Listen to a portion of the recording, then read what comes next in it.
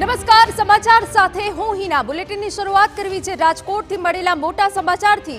ગોંડલથી અહેવાલ પ્રાપ્ત થઈ રહ્યા છે કે જ્યાં રાજકુમાર જાટના મોત મામલે મોટા સમાચાર। સમગ્ર મામલે મૃતક રાજકુમાર જાટનો ફોરેન્સિક રિપોર્ટ સામે આવ્યો છે।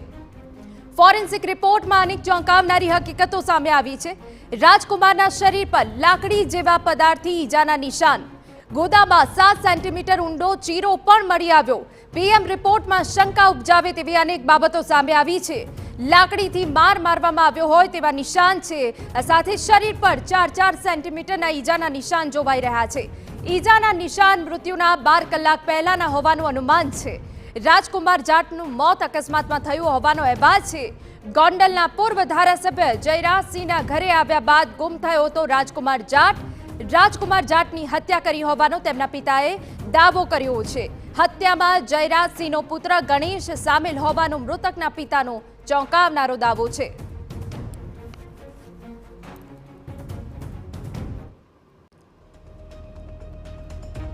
તો આખો એ જે ઘટનાક્રમ છે તે શું છે? તો 3 માર્ચના રોજ રાજકુમાર જાટ ગુમ થયો હતો। પુત્ર ભેદી રીતે ગુમ થયાની પિતા રતનલાલ જાટે રાજકોટ ગ્રામ્ય પોલીસે જાણ કરી। ગોંડલ સિટી બી ડિવિઝન પોલીસે એક અરજી અપાઈ હતી।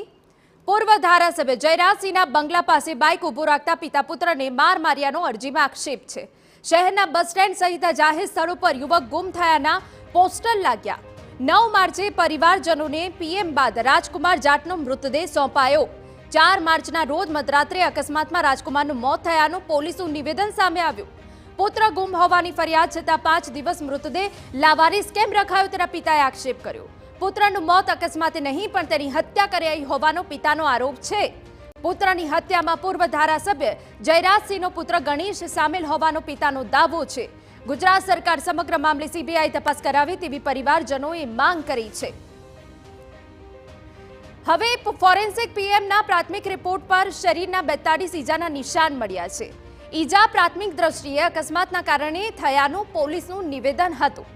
જે પરિસ્થિતિમાં યુવક 108 ને મળ્યો તે જોતા અકસ્માત થયાનો આ પહેલા પોલીસે દાવો કર્યો હતો। પોલીસ દ્વારા અકસ્માત સર્જનારને શોધવા તપાસ હાથ ધરવામાં આવી હતી। સમગ્ર ઘટનામાં પૂર્વ ધારાસભ્ય કે તેમના પુત્રનો હાથ હોવાની વાતને પોલીસ દ્વારા નકારાઈ।